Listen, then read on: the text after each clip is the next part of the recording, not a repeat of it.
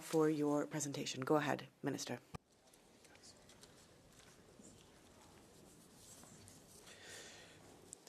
Madam President, honourable members, Commissioner, the recent blackout affecting the Iberian Peninsula has once again put emphasis on the critical importance of energy security across the EU, which means also resilient electricity infrastructure. Technical investigations are ongoing, and we should wait before we draw any definitive conclusions. For now, one may say that this incident highlights the growing complexity of operating power system, reinforces the need to enhance system stability and to strengthen operational and regional cooperation. It shows the importance of cross-border energy trade and interdependencies, and enabling transit flows across member states and partners. Interconnectors played a role in mitigating the impacts of the blackout, with key support coming to Spain from France.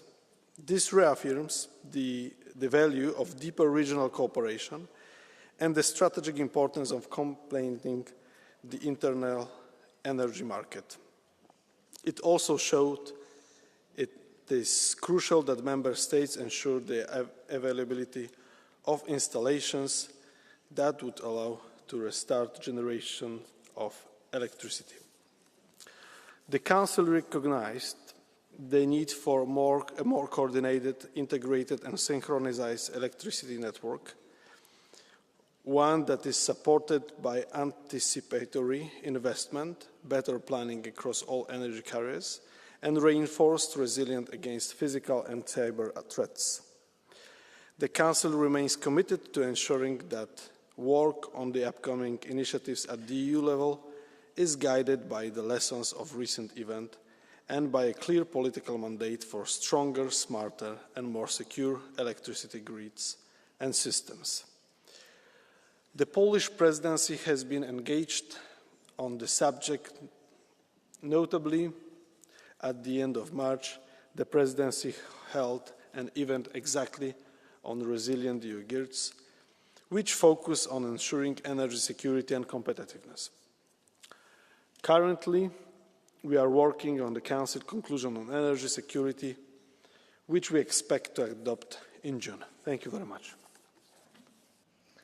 Grazie, Ministro. Thank you, Minister. Now I'd like to give the floor to the Commission. Commissioner Jorgensen, on behalf of the Commission, the floor is yours, sir. Thank you, President. Honourable members. I heard a very striking reflection from somebody living in Barcelona, one of the millions affected by last week's power cut. She said, "In a world built on technology, it took a blackout to illuminate what matters most." She was referring to the solidarity shown by people in the city, from close neighbors to complete strangers, who offered help, food and water to those who needed it. I think I speak for all of us when I applaud the solidarity and selflessness of these people, as well as the authorities and workers in Spain and Portugal and the south of France who took decisive actions to restore power. I've spoken with the Ministers of Energy in both Spain and Portugal and assured them of the Commission's full support, as well as our cooperation and assistance with ongoing investigations. The analysis of Spanish and Portuguese authorities will be completed by an independent investigation from ENTSO-E, the European Network of Transmission System Operators for Electricity. This report will be discussed in the Electricity Coordination Group with the participation of the Commission. We await the results of these investigations, but we should not wait to take some first lessons about what this blackout means for Europe. Crisis preparedness is one of the 4 pillars of our action plan for affordable energy, which aims to accelerate our transition to a more secure, sustainable, and affordable energy system. Enhancing energy security was also one of the driving motivations behind our roadmap for the phase-out of Russian energy, which I presented yesterday. Over the coming months, the Commission will continue to reinforce Europe's energy security as part of our efforts to build a genuine energy union that supports a clean, competitive, and independent Europe. Specifically, by early next year, we will make a legislative proposal to revise our security of supply framework. We will reflect on the role that the flexibility should play, notably energy storage, as well as the resilience of supply chains and the ability of our critical infrastructure to withstand physical and cyber threats.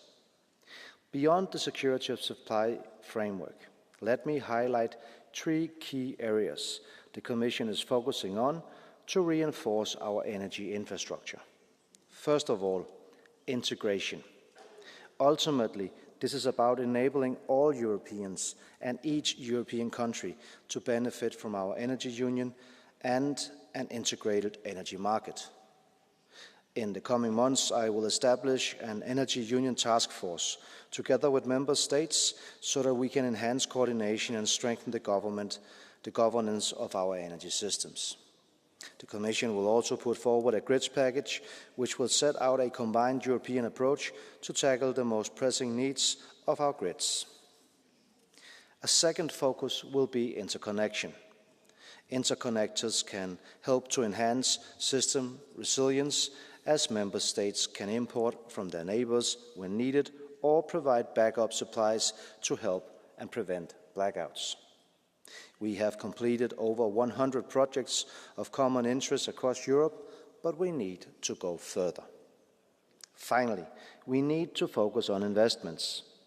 Europe needs 21st century grids to meet 21st century challenges. This means investing in storage and flexibility, in electrification and in digitalization. We also need to invest in clean energy projects, which not only deliver for our climate ambitions, but also for our households and businesses by supplying more affordable and more secure energy. Honourable members, the recent blackouts reminds us that energy security can never be taken for granted. They also reinforce another lesson about the importance of solidarity in times of crisis. In Europe, we need to take these lessons on board. We need to work together to build a strong and sustainable European energy union with deeper integration, stronger interconnections, and shared investments. This is the best way to ensure a clean, secure union with energy for our people in the future. Thank you for your attention. I look forward for this debate. Thank you. Grazie, Commissario. Thank you very much, Commissioner. Ms. Montserrat, on behalf of the EPP Group. Grazie, Presidenta. Commissario. Thank you, Commissioner. In 5 seconds, that is how long the green transition left. Mr. Pedro Sanchez's green transition left before the country went black. Sanchez said that Spain was the leader when it came to the energy transition. And the president of Red Eléctrica, who was appointed merely as a result of his socialist membership card, said that Spain would not suffer a blackout. And a week before it happened, the energy minister said Spain would be green or not at all. And then, of course, it wasn't, because it was neither green nor stable. We've seen that there is this climate fanaticism, and basically the country is, the situation is dark. And unfortunately, then you get blackouts and lives are lost. But the blackout was not negligence. It had been announced in advance, and the operator had said that they were going to invest in nuclear power and renewables, and without any kind of backup, obviously, there was a warning in the report that said that the network, the grid, would be weakened. So everything was announced in advance. It was all written in the report. It was all ignored, and everything failed. And now, of course, neither Sanchez nor anybody else wants to assume their responsibility. But you have to realise that their incompetence has endangered the security of the grid, not only of Spain, Portugal and France, but of the whole European Union. So we would like to urge the Commission to take the leadership of an exhaustive inquiry of what happened, to see what happened, and also trying to determine whether it could happen again. We want an investigation that's carried out by outside experts with expertise and knowledge. The brains behind this disaster that brought about this catastrophe and disaster is not in Spain but in Brussels, called Teresa Ribeira. And she was here in the chamber. She doesn't want to talk about her bad legacy. There hasn't been proper energy protection, and there's been a delay in establishing interconnections with the rest of Europe. It's not a question of ideology, it's science, and the green transition is not beneficial, it's a threat. Thank you. Grazie, onorevole. Thank you very much. Mr. Gonzalez, please, for the S&D Group. Qué pena y qué What an obsession, what an opportunity that the EPP has missed to once again represent the interests of Spain. But once again, Ms. Montserrat has failed in that opportunity. We have a Spaniard number 2 in the European Commission. And what do we hear? Attacks on the future of Spain. And even if copper continues to be robbed from Spanish rails, you continue to praise the robbers, rather than recognizing the complexity of the interconnectors and the system and the opportunities for modernizing European networks to improve storage. But no, you adopt a position that will never take you to government. You attacked Spain's interests in Europe. Not a single nuclear power station is closed under Sanchez's government. The day of the blackout didn't have more renewables in the energy mix than any other. You're building straw men. You're building a false argument between conventional energy and renewables. Why? So you can get money from the pockets of consumers and put it in the pockets of the few, as always. So the more nuclear we have, the more renewables we have in the mix in Spain, we'll be more competitive. We're talking about the future of Europe and not just Spain, which will be green. Grazie, onorevole. Thank you very much. I'd like to call on everyone in this debate to stick to the speaking time that has been allotted to them because we are behind schedule, and I will be very strict on it. Mr. Buxade, please. Gracias, Presidente. Thank you very much, President. The 28th of April, all of Spain was blacked out. 18 hours of chaos. Transports, roads paralyzed, traffic lights off, critical structures were at risk, and at least 10 deaths.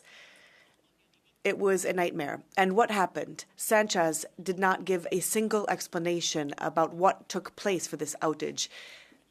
In fact, there is misleading information to the Spaniards, and this is not just a coincidence.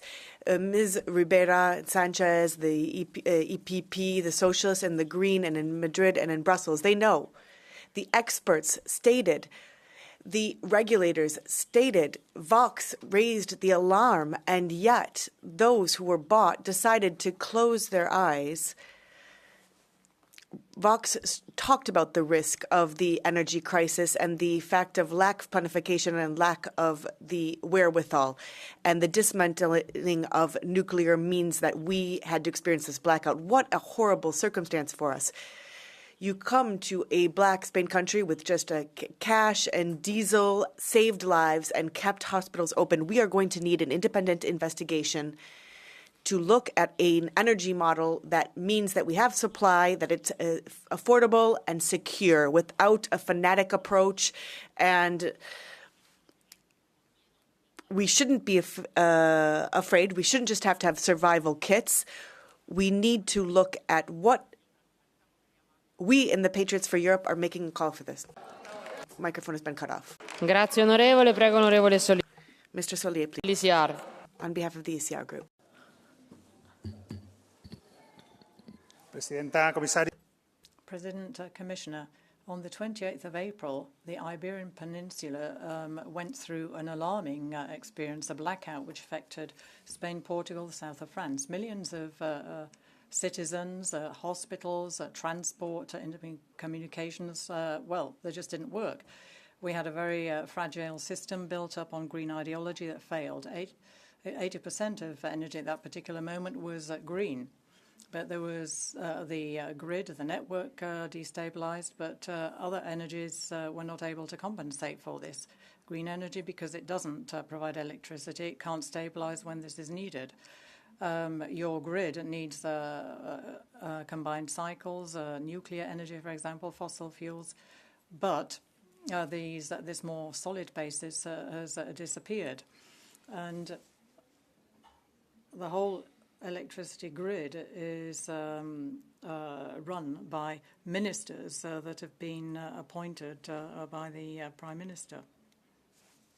So the whole of the country ended up in the dark. And what would have happened had the blackout lasted even more hours, or in summer, for example, when the hospitals were full? And this isn't an isolated case. At 22nd October in Valencia, there was a mass flood, and this was because there hadn't been proper maintenance of sewage systems, drainage systems, and this was all because of ideology and climate fanaticism. The energy transition cannot be a religion. It can't be based on prohibitions and ideological persecutions. Europe needs clean energy, yes, but accessible, realistic, and stable. Thank you very much. Ms. Stug, please. Vielen Dank, Frau Präsidentin. Thank you, President, Commissioner, and Minister. 5 seconds was all it took for the Spanish and Portuguese electricity networks to fail. But it only took another 5 seconds for everybody to start speculating about what happened. We've seen this now being used by populists and ideological arguments against the energy transition. Apparently, the energy transition is at fault. Well, the ambitions haven't yet been fully achieved, but we do have a grid which is not something that is ready to deal with modern-day realities. What we have seen is that the energy transition can only work if we don't just use renewables, but use them together with storage and extended grids. I think it's particularly interesting to hear that apparently the energy union has failed, that it's the interconnectors which are the problem. But actually the opposite is true. France was able to help because there were a couple of interconnectors. So the fact is we need to invest in our grid, we need strategic planning, we need more interconnectors, and we need a genuine European network based on fair financing so that it's not households and transit countries that suffer. Energy transition needs a grid that is that's ready for the challenges. Thank you. Ms. Riba, please. Gracias, President. Thank you very much, President. The big blackout, we can take 3 lessons from it. The first, our daily life is electric. Without energy, we can't talk to each other. Our trains, our traffic lights don't work. Elevators don't work. We can't pay with our credit cards in shops. This creates a vulnerability. It means that we must be more resilient in our system with smart, intelligent systems and infrastructure. And we have to meet key provisions that we approved here in the EP and in Spain. The second lesson, electric systems must be public. This will be key to guarantee access to energy, that it is a right and not a business with profits. We have to invest in storage, in smart grids, and in interconnections. We're talking about key investments for safe, secure, and sustainable services. The private companies have left that aside for the short-term gains. And the last lesson, There have been attacks on renewable energies. Those who would like to go back to the nuclear past, I'd like to make a clear statement to you. Renewable energies are the only way to the future. It is the only true life for energy sovereignty that we talk about time and time again in this House. We don't have gas, we don't have uranium here. We have sun, water, biomass, and wind in Europe. Renewable energies will free us from external dependencies and will uphold the safety of this planet. Those who, for policy issues, look to the past, we will continue to look to the future. Thank you. Thank you very much. Ms. Galan, please. Gracias. Yes, thank you, President, Commissioner. The blackout last week showed that Spain has to regain control of its energy system, a system which is in the hands of large companies which impose their conditions on others.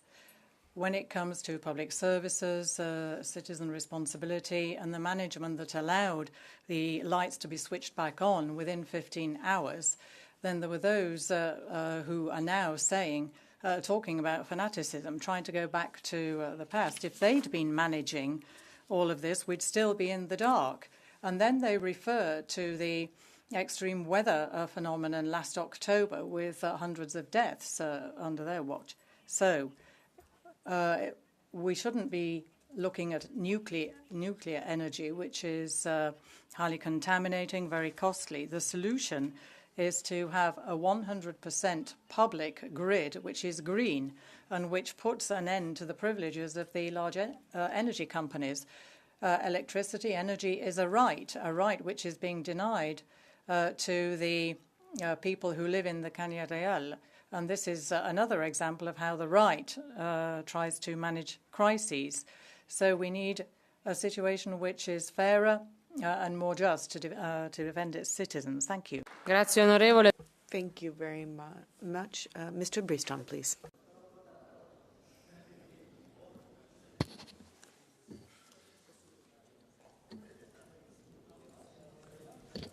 It's okay. Yeah, I found it. Yeah. Thank you.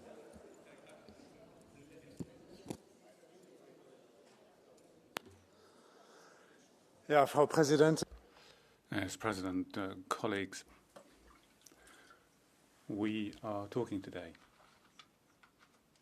in the year 2025, in the 21st century, in the European Union, about blackouts, which for over 24 hours deprived hospitals of electricity. Police had to be on standby because of the technical problems. My friends, this is a total failure of your energy transition policy. What you're asking for, Commissioner, safer, secure, environmentally friendly technology, that's something we had in Europe that worked fine until choices were made to use energy sources that were not suited to our network. We need reliable electricity from nuclear and coal-fired power stations. That is what we need, and that's what we need to go back to. Prego, onorevole Cugna. Mr. Cunha, please. Prego. Senhora Presidente. Madam President, Commissioner, I'd like to underscore the resilience of the Portuguese people during the blackout. They were notable in their action.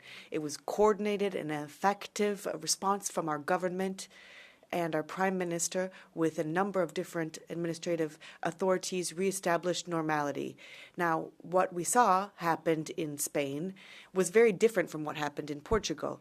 We were able to contain damage, and we were much swifter in our action. It is now fundamental for an independent study to be carried out, that be hasty and independent, to see what the causes are and what measures should be taken to prevent any similar thing from happening in the future. Dear colleagues, now 3% of the interconnection capacity makes it energy island, the Iberian Peninsula. Therefore, I'd like to make an appeal to the European Commission to intensify all efforts to use the high-level group for the interconnections of the southwest of the group so they make swifter progress.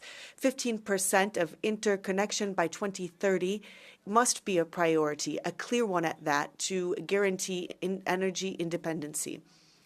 We need to have a European resilient energy grid that is interconnected. It's the only way that we can uphold a situation in which we won't have a future power outage. Thank you. Is there a blue card for you?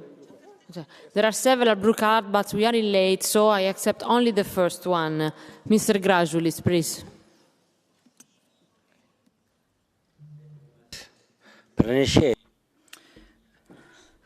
Colleague.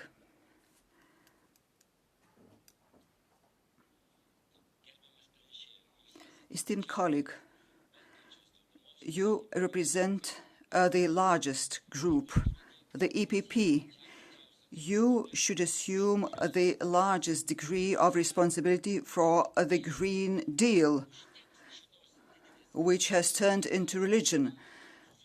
Will this crisis in Spain, Portugal and France be enough for the governing majority to understand that there are other kinds of energy resources, such as nuclear? Nuclear power plants were closed down in many member states. Are you going to change your approach, or are you going to follow in the same vein and will continue to pray to the Green Deal? Thank you.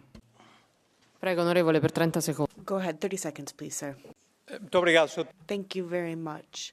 I have to say, the EPP has no dogmatic or preconceptions. We defend what we think is a broad basis of energy with a good mix. Renewables have a space there, but we believe that we have to find a solution that means that we are independent towards the external world. Crises, recent ones that we have seen, have, for example, the illegitimate aggression of Russia against Ukraine has meant that we have new energy issues that we have to fight with various solutions. Thank you. Grazie, onorevole. Thank you very much. Mr. Assis, please. Thank you, Madam President. Commissioner, colleagues, I have to say that here we are on a debate on the issue of the Portuguese government. I won't get into that because I respect subsidiarity, and I think that these are things that need to be dealt with in the Portuguese National Assembly. Portugal has an energy approach with different and renewable resources, which means that it has an advantageous position to meet the Green Deal objectives. And this has some geoclimatic specificities for the Iberian Peninsula. 2/3 of the sources come from renewables. This is a huge progress in terms of energy autonomy for the country. Additionally, in 2021, the Portuguese government closed two plants for the benefit of the government. These were coal plants, and this is a move towards the green transition. The key word is the impact assessment, and the main issue is transition. Transitions mean that we have challenges that we will have to face. And throughout the course of that, we have to look at a modernization of our grids, digitization of our grids. The debate cannot... The speaker has been cut off.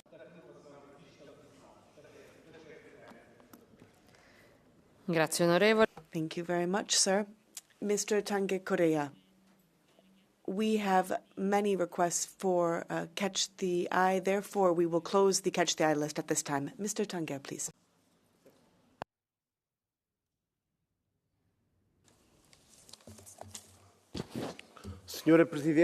Madam President, Commissioner, colleagues, now, we have said that on the 28th of April, Portugal and Spain had the biggest blackout of their history.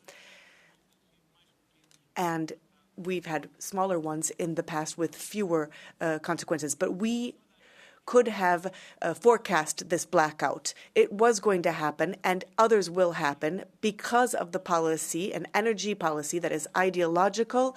It's a suicide, and it's irresponsible. Now,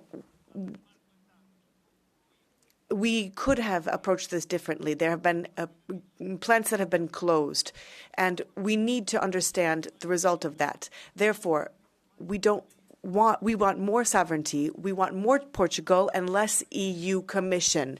It is not with an EU approach that we are going to resolve our problems, and it is not with a green fetish or green economy approach that we're going to be able to save our countries. We need to think about ourselves. Cooperation, yes, but sovereign countries and not a supranational entity, a federal one at that, which is what is happening, where there's a control of a European grid. We do not want this. We are against this. We defend interconnected grids that are autonomous. If a country doesn't have energy, it doesn't have sovereignty, and Portugal has existed much longer than the European Commission and vindicates its sovereignty. Thank you. Mr. Tanger, is there a blue card for you? Mr. Tanger, is there a blue card for you? Okay. Prego, onorevole Gonçalves, for 30 seconds. Thank you very much. O Sr. Deputado disse que este apagão estava previsto. You said that the blackout was something that could have been forecast, and I just wanted to make sure that we looked at that more clearly. Yes, your party in the National Assembly, when we talked about the closing of coal plants, you are using the blackout now. As a minister, you actually did not tell the truth to the Portuguese people. You must be clear. We need more interconnections, but your approach to the electricity policy hasn't been appropriate. Now, we know what everything done by the socialists was done poorly. What I wanted to state was that, as you stated clearly, in domestic policy, we are not defending a prime minister who is hidden away from a different political group. I'm not attacking anyone or promoting anyone. I am defending the national sovereignty of our country from an energy standpoint, from a cultural standpoint, from an ideological standpoint, and that is all. Thank you. Thank you very much. Mr. Yaki, please. Dziękuję, Pani Przewodnicząca. Yes, thank you, President. Commissioner. Well, yes. Spain ended up without electricity, and now you're saying, oh, well, now we have to take a look at this, analyze, etc. It's quite funny because they're doing everything not to acknowledge things that they knew. And in this case, we know what's at fault: green policy. Since the 1st of April in Spain, you said, the left-wing government said that for the first time, all the electricity from renewable energies, and then all of a sudden the country had no energy at all. So there was too great a use of renewable energies, and for other reasons as well. There was a lack of synergy. There was a kind of inertness in the system. And you're trying to mislead the laws of physics, not use them properly. And our companies in our country and in the European Union are losing out on competitiveness. And during the course of this blackout, that was in Spain, and then in Eastern Central Europe, then there are problems. You talk about Putin and gas stream. And then, Commissioner, you're saying that we have to take money from European taxes, the European taxpayers' money, to alleviate some of these effects. So first of all, you want people to pay these green taxes, so pay out of their own pocket, and then they have to pay even more when the whole system doesn't work. It's totally absurd. It's a green madness. Grazie, onorevole. Thank you very much. Ms. Aguirre-Gotia, please. Thank you.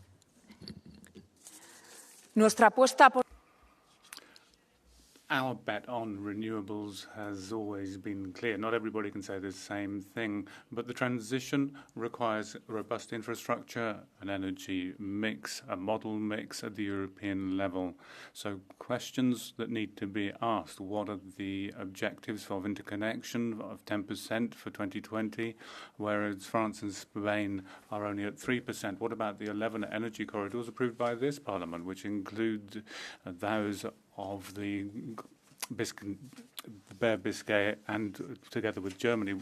Why do so many other problems exist? We ask you and the governments involved that they show political courage. When they produce their budgets, they need to invest enough to give us security, capacity and low energy prices, and move towards a genuine single market in European energy.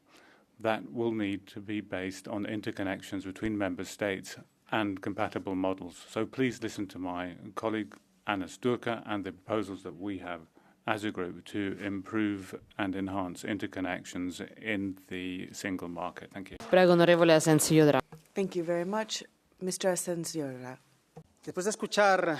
Well, I've listened to the right now, and I think what the real problem isn't the blackout. It is the ideological cave in which you live. Come out of your cave, Mr. Bouchardet. The blackout, it wasn't the sun or the wind.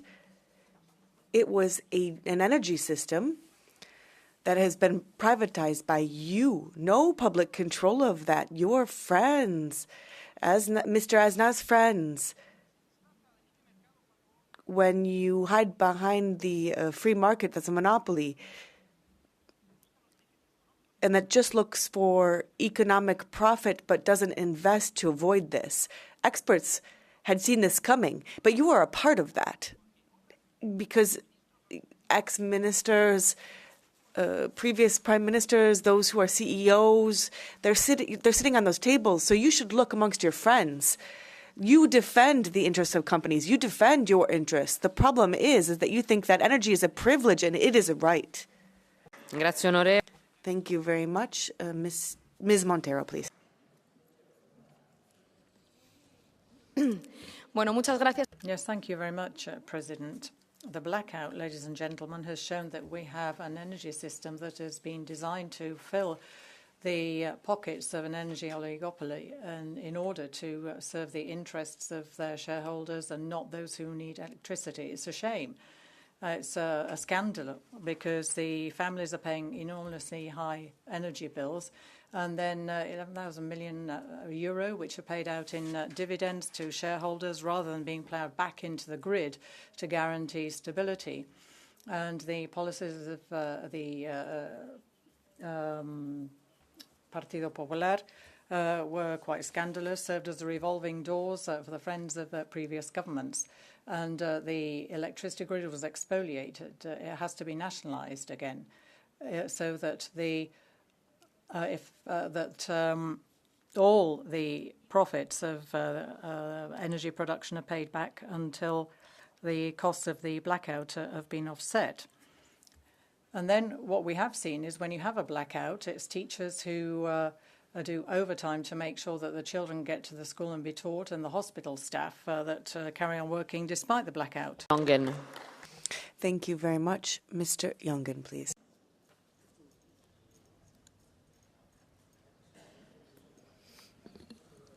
Am 28. On the 28th of April at 12:35 local time, it happened. A huge blackout in Spain, Portugal, also in parts of France.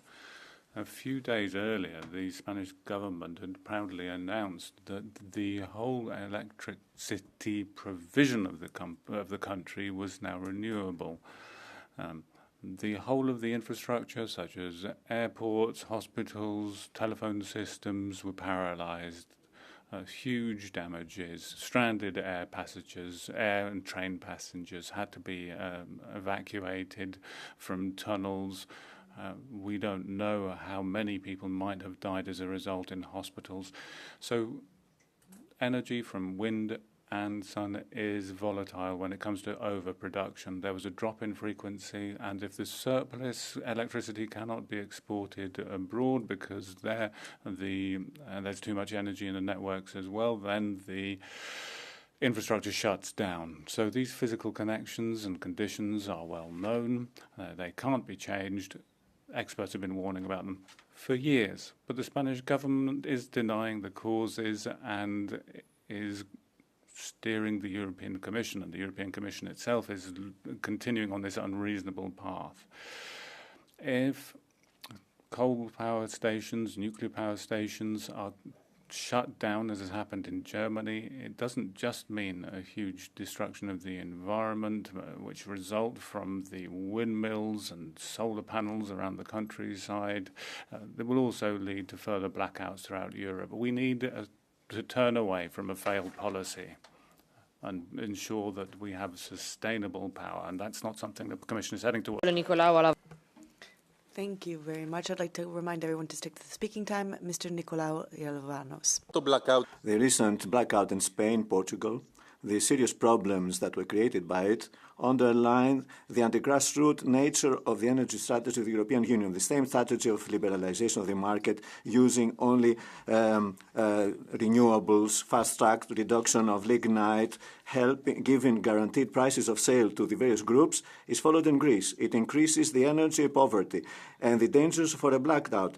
And while the price of electricity goes very high and it's very difficult for families, it's a provocation today, the government of Nea Demokratia, to present this strategy as a model for other services such as the railway.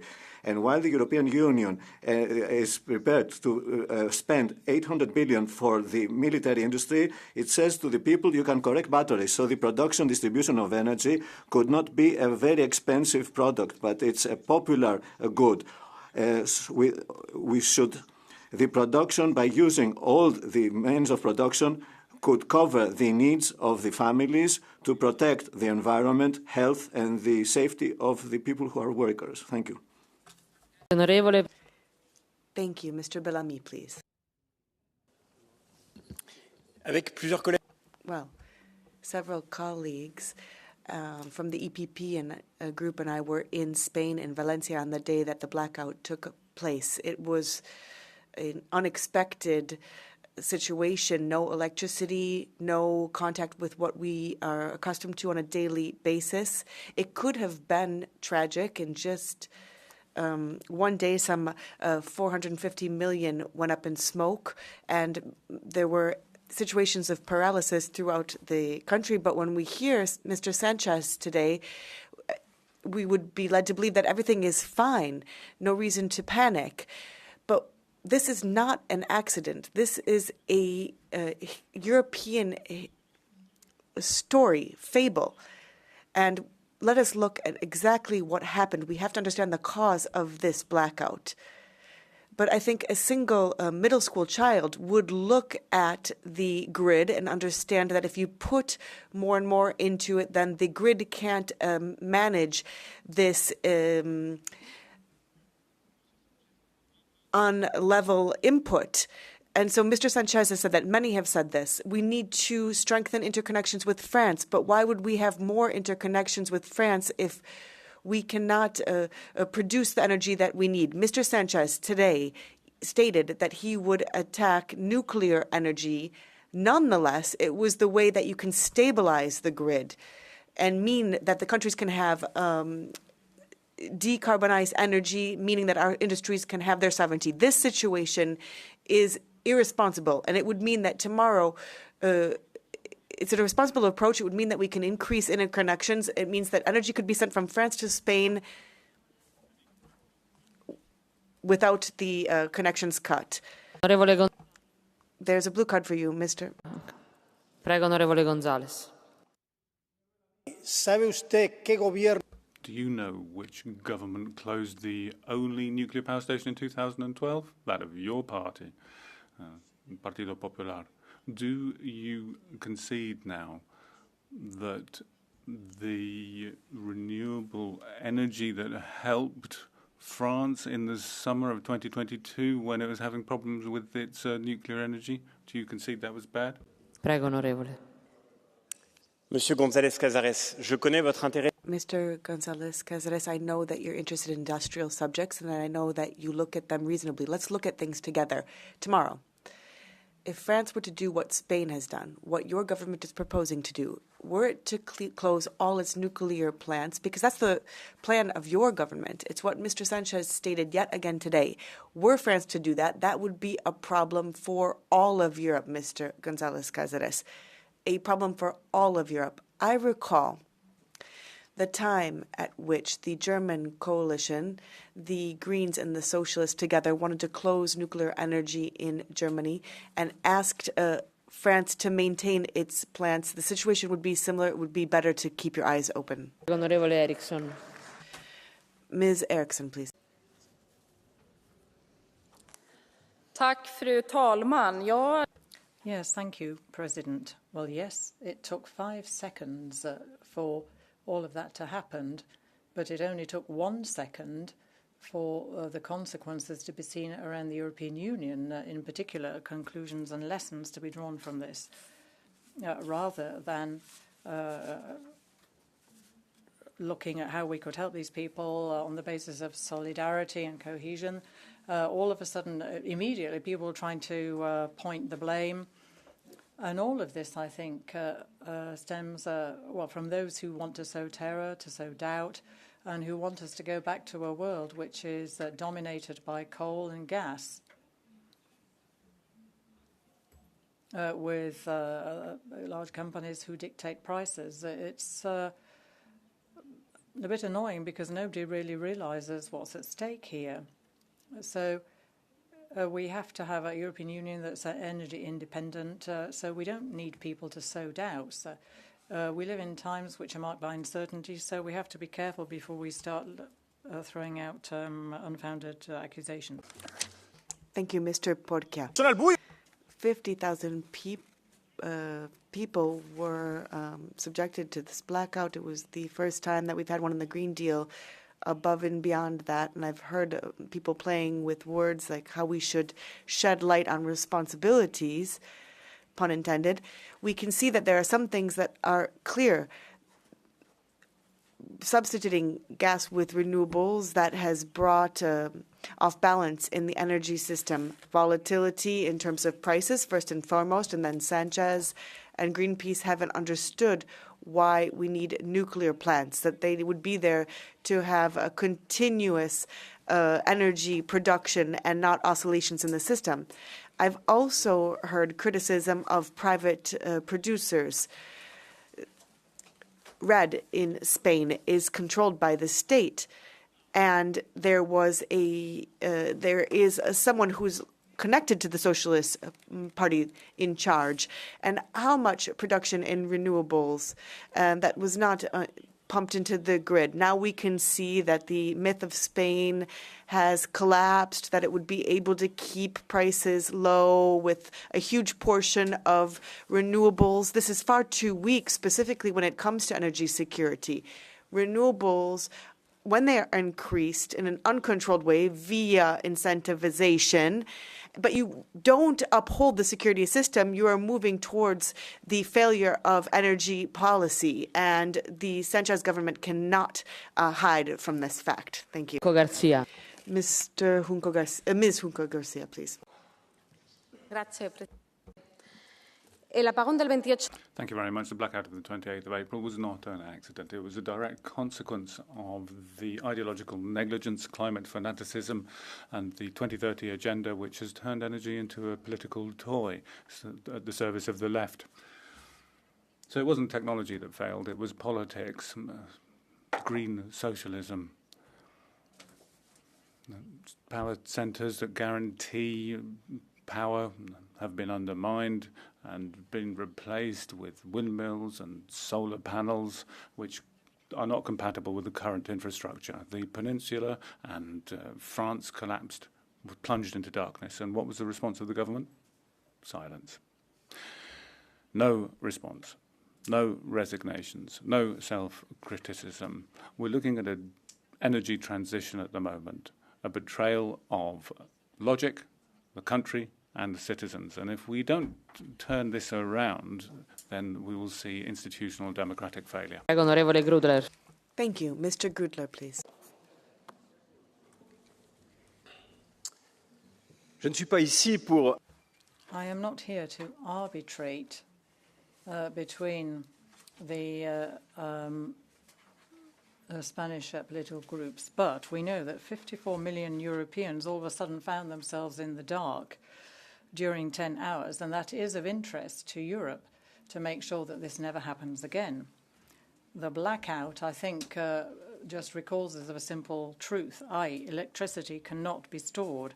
Supply must always equal demand, and in order to guarantee that balance, then we need a diversified energy mix with renewable energies, but also with hydroelectric power, but also with nuclear power. We can't stop the sun from shining or the wind from blowing, but we can modulate a nuclear reactor or a hydroelectric dam. In France, if you take a look at the grid protection mechanism, this allowed the blackout from spreading to the rest of Europe. And I would like to acknowledge the work done by the French and Spanish grid operators. When it comes to the causes of the blackout, there are many, but I think in order to prevent this, we need more interconnections so that this doesn't happen again. Thank you very much. Mr. Barana, please. Gracias, Presidenta, señorías. Thank you, President. Ladies and gentlemen, we don't really know precisely what caused the blackout on the 28th of April in the Iberian Peninsula, but at least it has meant that we understand the weaknesses of our electricity system and to look at a few different approaches. Now, some are pointing to renewables and the fight against climate change as if it were the cause. Renewables, however, are part of the solution, and huge investment in infrastructure should bring more renewables to the grid, and storage is also key. We have enough technology for this. We also have the ways to make sure that we can have a grid with 100% renewables. So we know that there are huge benefits, and we have to renew the infrastructure. When we can see the profits, this shouldn't be a challenge whatsoever. And there's been a complete reshift in the scaling of energy, specifically in Spain, with the 4 big electric companies that control the grid in Spain. And the electricity grid is infrastructure that is critical infrastructure, and therefore it must be in public hands, far from economic interests that do not benefit the people. Grazie, onorevole. Thank you very much. Ms. Del Castillo, please. Señor Comisario. Commissioner, the total collapse of the grid in Spain teaches us an urgent lesson.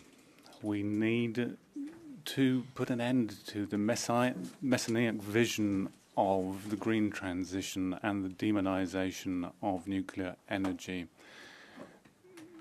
This has been the hallmark of the energy policy of the Prime Minister and the Minister Iberian in Spain. Energy security does not require confrontation, but rather a balance. It means that every source of energy needs to play its role, from renewables to nuclear, from gas to hydropower. Each has an important and a key role to play. Only with technological neutrality can you guarantee the stability of the grid, and that's something that the government in Spain refuses to recognize, including today. So, Commissioner, it's essential to guarantee an independent audit of the electricity system, which will require the cooperation of the European ACER. Thank you very much indeed. Blue card for you. Onorevole Del Castillo. Is there a blue card for you? Okay. Ms. Del Castillo, there's a blue card. I want to say something. Yo voy a contribuir a que no se dilate. Let me say, I want to contribute to not drawing out this debate any longer than it needs to be. There are other debates, so I want to make sure that we don't delay things any further. Thank you. Onorevole, prego, onorevole Sancho Murillo. Thank you very much. Sanchez Murillo. Gracias, Presidente. Thank you very much. On the 12th of April, we have the blackout in Spain and Portugal. What happened in the hours that followed were a government and a president that managed this in record time. People are still trying to work out the cause of this, but we are hearing a lot of destructive rumours that are just looking to defame the government that is doing things as best as it possibly can. There are calls for transparency, but are you talking about the case in Valencia, where Gathon can't explain where he was, where people were dying during the floods, or what happened during the pandemic? If that's the kind of transparency you want, do not count on us. The Socialists, with Pedro Sanchez, we are there to work for transparency, connectiveness and progressiveness in Spain and Europe. We will work on facts and truth. It's something that a lot of the political parties on the right wing of Spain don't seem to know the meaning of. Thank you very much. I just want to say that there is a blue card, but since you belong to the same political family, we will not be able to take it. And then I will give the floor to Mr. Gyurik for 1 minute, please. Thank you very much, Madam Chair. There was 1 minute when the Iberian Peninsula had a problem with electricity and millions of people were left without electricity. We can draw some preliminary conclusions. First of all, it has been proved that the one-sided transformation of the energy systems is a dead-end street. We have to rely on traditional power stations as well. A green energy policy leads to chaos and darkness, literally. Energy supply is a physical issue. It's not an ideological question. We have to face reality. And we need to focus on the stability of our energy grids. Compliance with Brussels requirements has a high price tag attached to it. These countries observed the Commission's recommendations and they got into trouble as a result. Mr. Bay for 1 minute, please. Ladies and gentlemen, a few days ago, Spain was in the dark and Europe was on the brink of chaos. Why? Because Mr. Sanchez's socialist government in Spain wanted to play best pupil in the environmentally friendly class. We have more than 50% of renewable energy share and infrastructure didn't follow.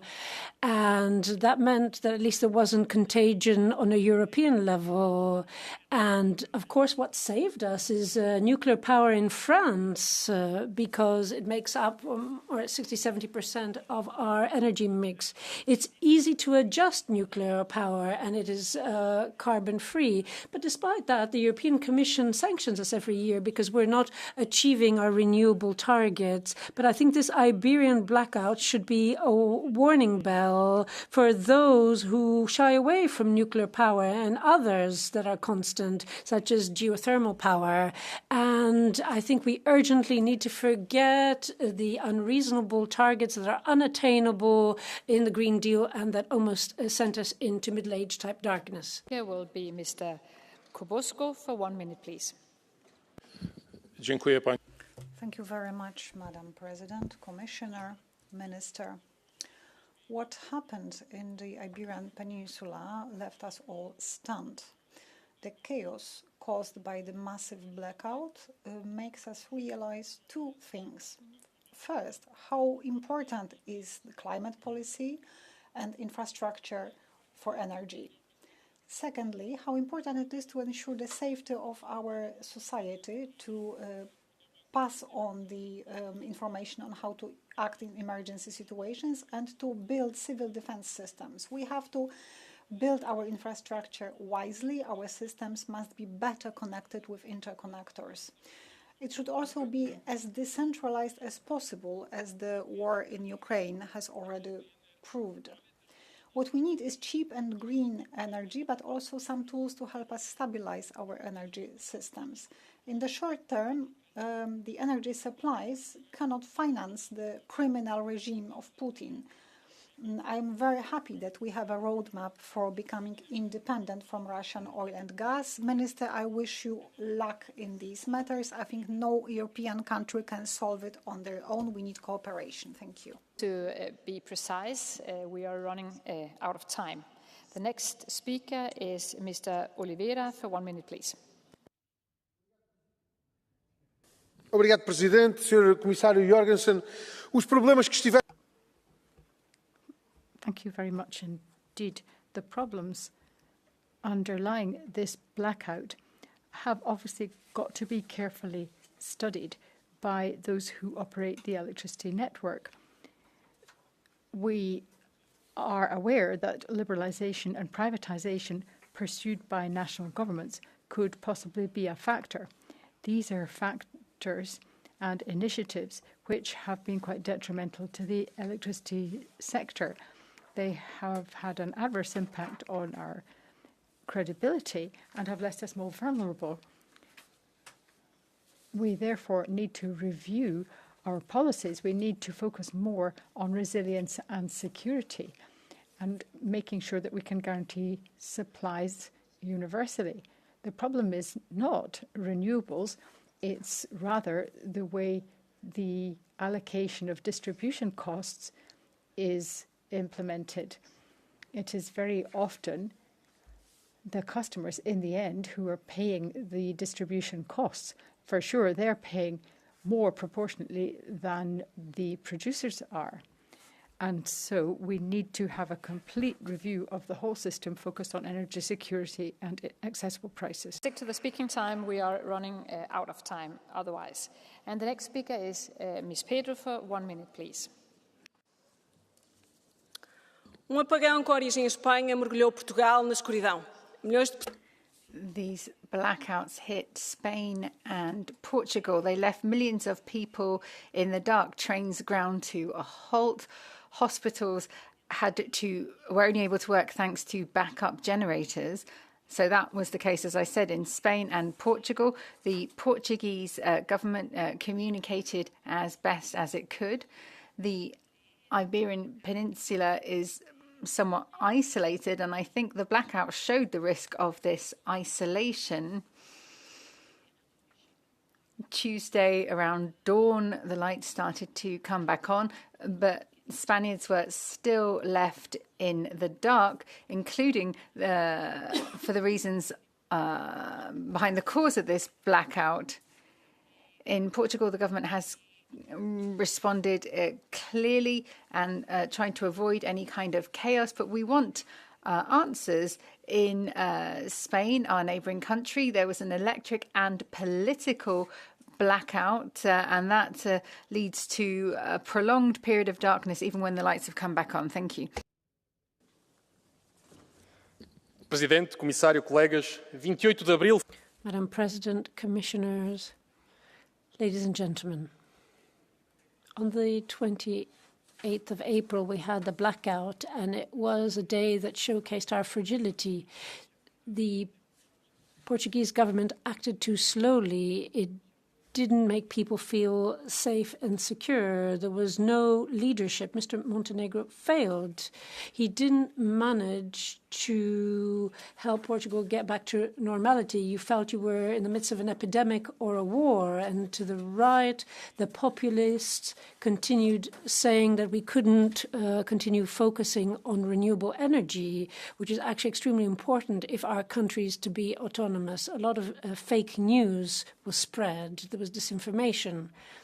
We are paying for the lack of investment in upgrading our grid and a lack of interconnections. That's why we are an energy island, and extremists are exploiting the blackout. And of course, those who are trying to increase profits are harming the people.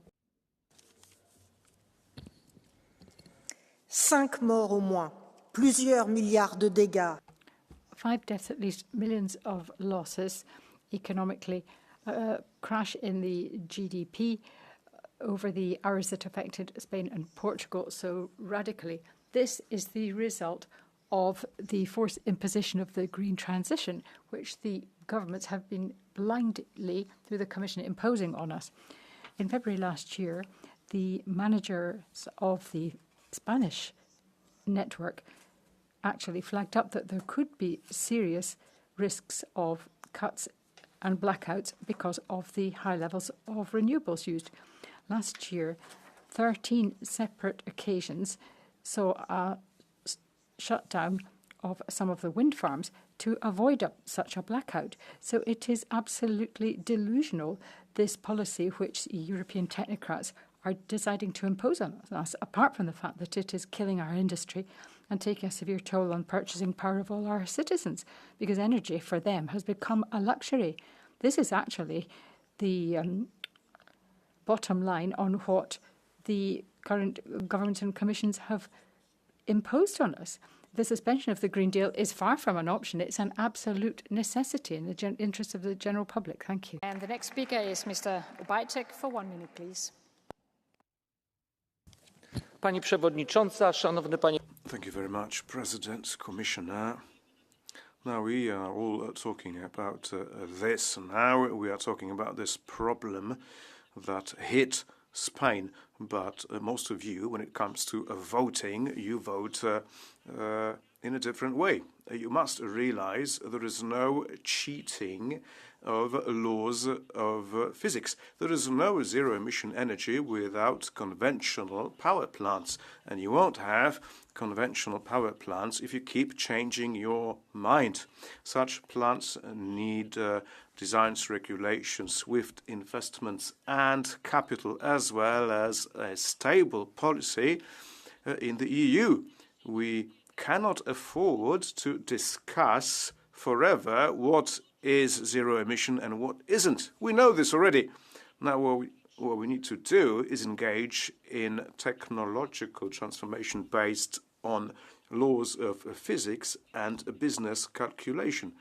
We cannot just bet on zero-emission energy. We have to invest in nuclear power plants, in gas and coal-powered power plants. Thank you. Much. And the next speaker is Mr. Kelly for 1 minute, please.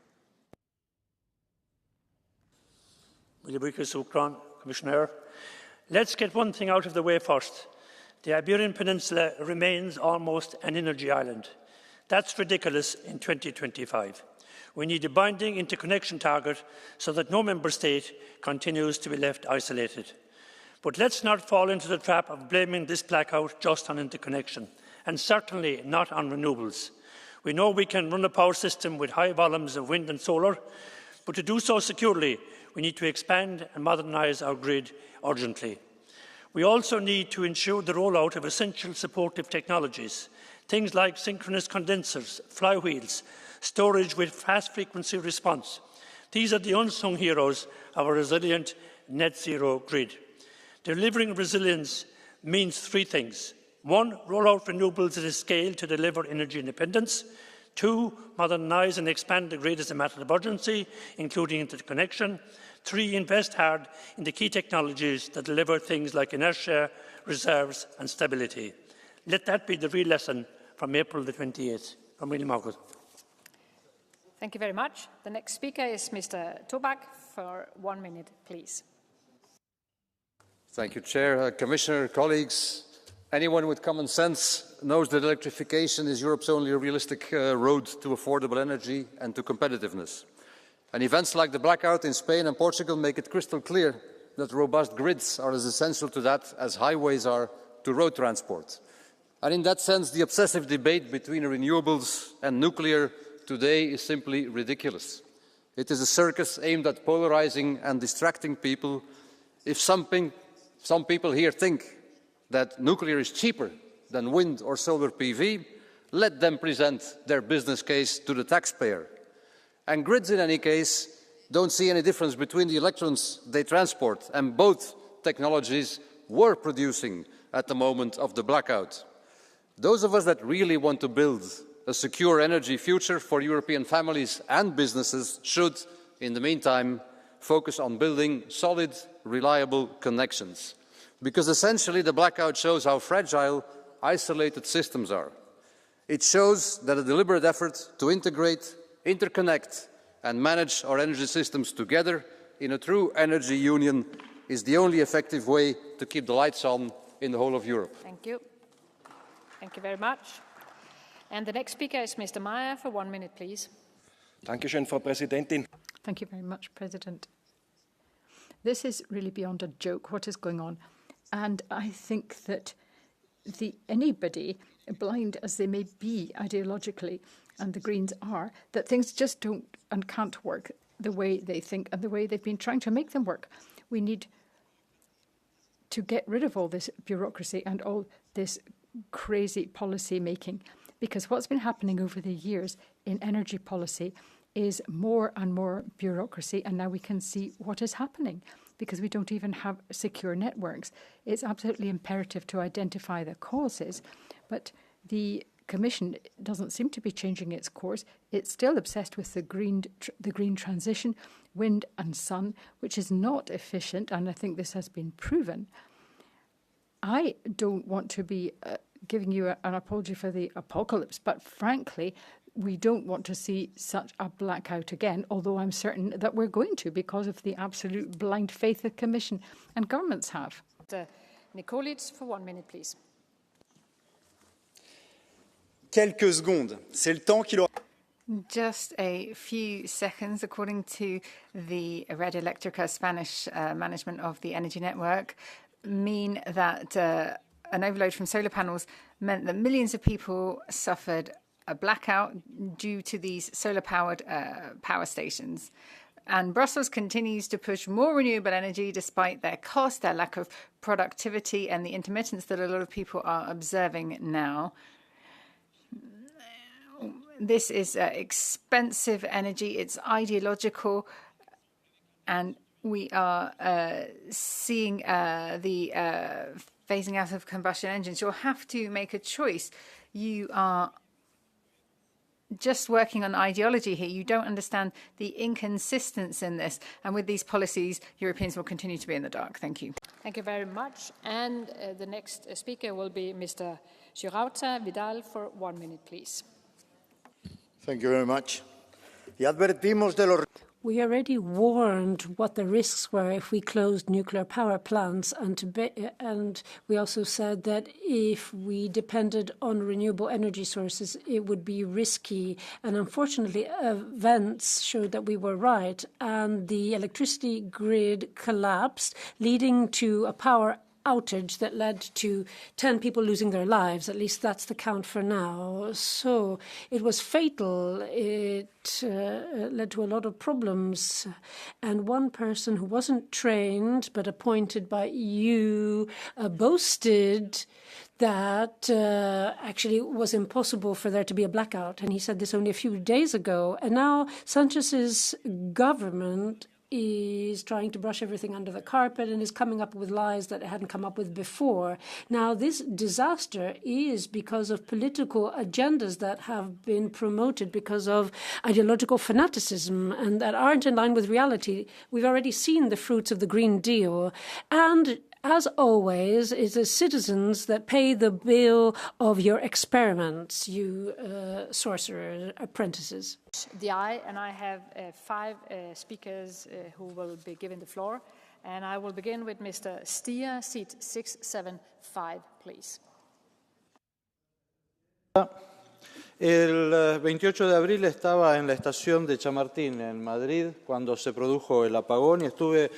I was in the station of Chamartín in Madrid when the blackout took place, and I would actually like to pay tribute to all the citizens because of their conduct, which was exemplary. Everybody was very calm and took things in their stride and supported each other, which was extremely laudable. So what do we need to take as lessons learned from this? Obviously, we need to have an effective and efficient policy. We need to invest more in the electricity networks. We need to learn that we need to take some cash out of the ATM from every so often because we can't always pay with bills, with cards. We need to have a genuine energy mix. It is true that nuclear energy is part of the solution, but renewables and geothermal energy are very stable sources of energy, and therefore, Commissioner, we should have a fresh look at the taxonomy, which actually discriminates at the moment against geothermal energy. Thank you. I will give the floor to Ms. Solis Perez, seat 672, please. Gracias, Presidenta.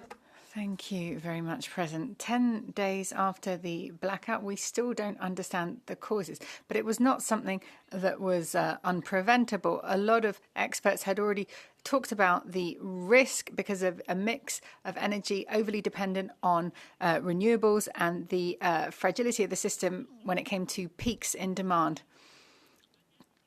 We have renewables in Spain. They're not at fault. It is the negligence of energy planning based on ideology and a lack of technical understanding. Nuclear power stations can give security and stability to the system. There has been a lack of investment, of interconnection, of storage. The problem is that this could happen again. We have a government that will not take on its responsibilities. And now we hear talk of nationalising the system, but we need to look at the responsibility of Red Eléctrica, and we need an independent investigation. Thank you. Thank you very much. And the next speaker is Mr. Tynkkynen, seat 210, please. Arvoisa puhemies. Madam President, this blackout in Spain, Portugal and France sounds the alarm bells for the whole of Europe. In our modern society, we see the dangers of a lack of security of supply. So what can we do about security of supply? We have to have diversification. We have to cover a large share with nuclear power. Imagine how silly our policy was in the EU because we wanted to get rid of nuclear power and replace it with Russian power. These idiots thought that this was dangerous and yet Russian power was safe. Have they now understood? No, I didn't hear any strong support for nuclear power. Ideology has blinded us in the past and is blinding us again, but this is to the detriment of Europe. The next speaker is Ms. Zakaria, seat 846, please. Ladies and gentlemen, the blackout in the Iberian Peninsula is only the beginning. The same instability threatens Greece, where rampant and unbridled development of wind farms without any spatial planning, without storage, without the right infrastructure. All of this leads to instability, the squandering of energy and other problems. We're destroying Natura 2000 areas, mountaintops, to set up wind turbines that don't lead to stability, but just profits for a handful and very expensive electricity for consumers.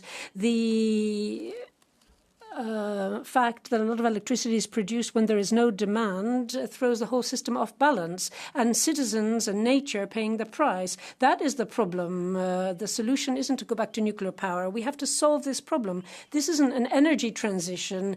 It's just a green label on people trying to grab profits. Europe has to set certain limits. Thank you. And we will end with Mr. Sieper. As always, I would say, seat 840. As always, my pleasure, Ms. Vice President. Queridos pueblos de Europa, la semana pasada en España. Dear people of Europe, last week in Spain and Portugal, there was a major blackout. A lot of people didn't have light.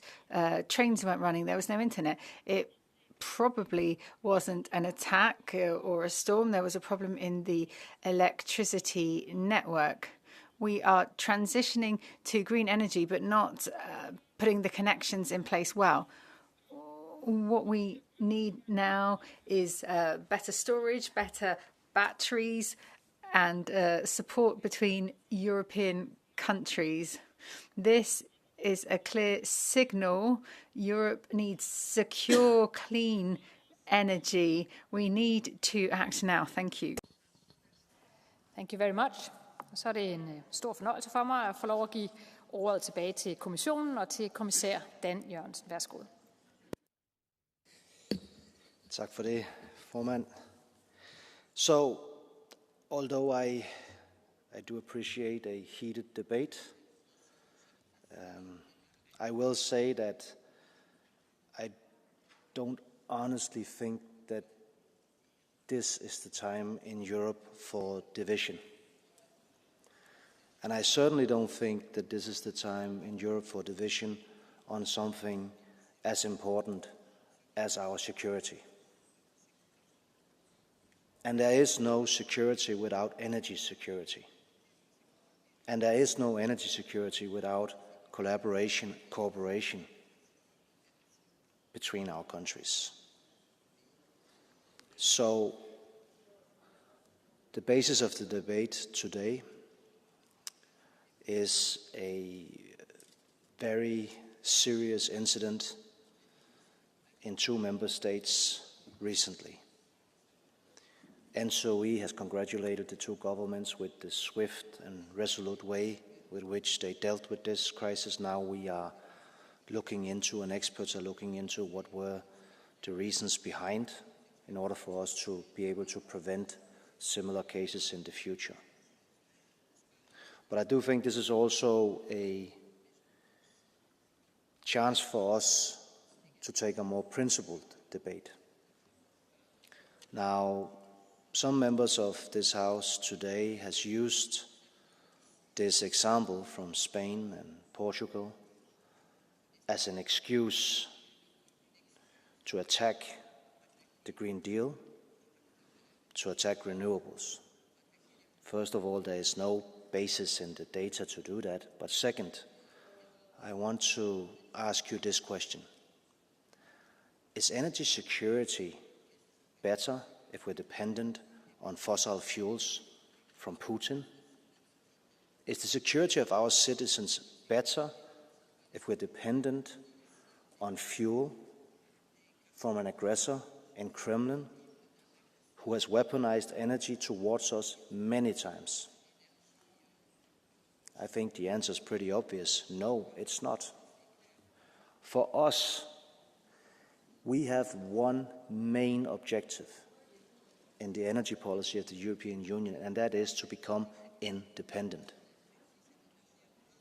And the only reason for us, the only way for us to become that is by deploying more renewables fast, by becoming more energy efficient fast, by becoming more connected fast, by applying digitalization faster.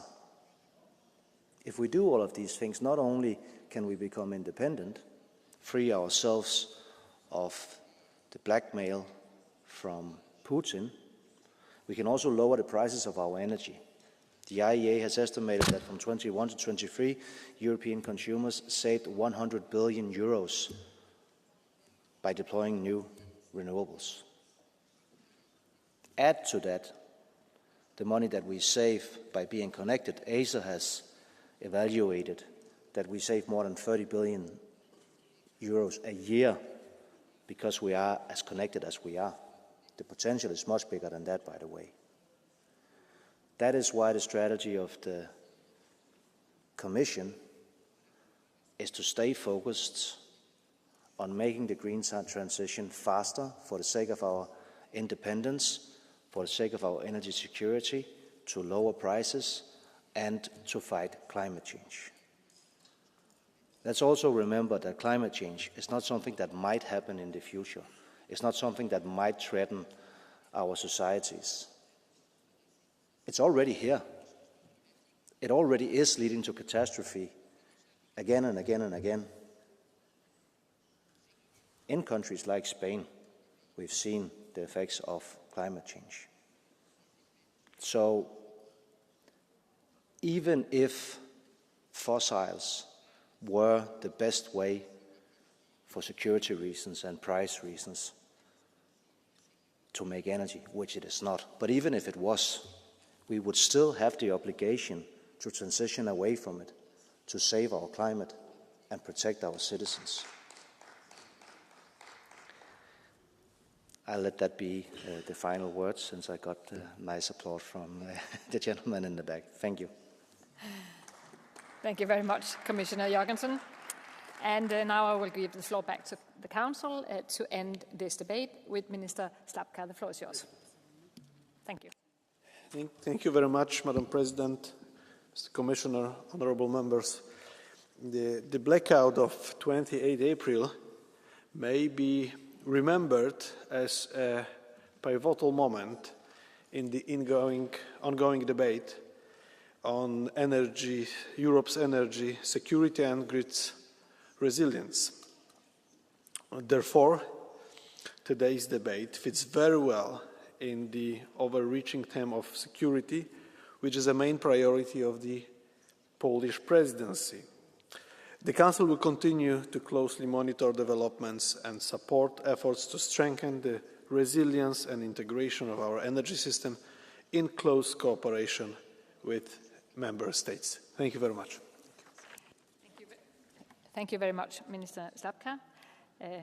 It's almost as if you don't have to sit down, because you have to go back a little in a few minutes, or 1 minute. But I would like to say that the debate is closed now, and we will have a new commissioner in the seat for the next debate. And the next item on the agenda is the Council and Commission statement on high levels of retail food prices and their consequences for European consumers. And I will begin to give the floor back to Minister Slapka for the introduction. Please, the floor is yours. Thank you very much again, Madam President, Mr. Commissioner, honourable members. Thank you for raising this important subject. First of all, let us never forget the reason for the high retail food prices: the Russian war of aggression against Ukraine. That was the main cause of higher energy prices, which in turn resulted in higher prices for agriculture inputs. The Polish presidency has made food security provided by competitive and resilient European agriculture one of its main priorities. It is important to note that over that period of time, food price inflation in the EU was lower than in some other parts of the world. That is thanks to our integrated single market and the safety net provided by the common agriculture policy. To supplement the regular common agriculture policy support, the EU institutions have worked together since 2022 to make extra backing available to the agri-food sector, for example, by providing more flexibility for state aid. The Council regularly monitors the situation to provide guidance to the Commission. We will next do so at the upcoming meeting of the Agri-Fish Council on 26 May. President, honourable members, Commissioner, from an economic perspective, it is true that food prices have risen faster than other prices in the last few years. This is relevant as food accounts for a sizable share in consumer spending, in particular for lower-income households. However, since 2024,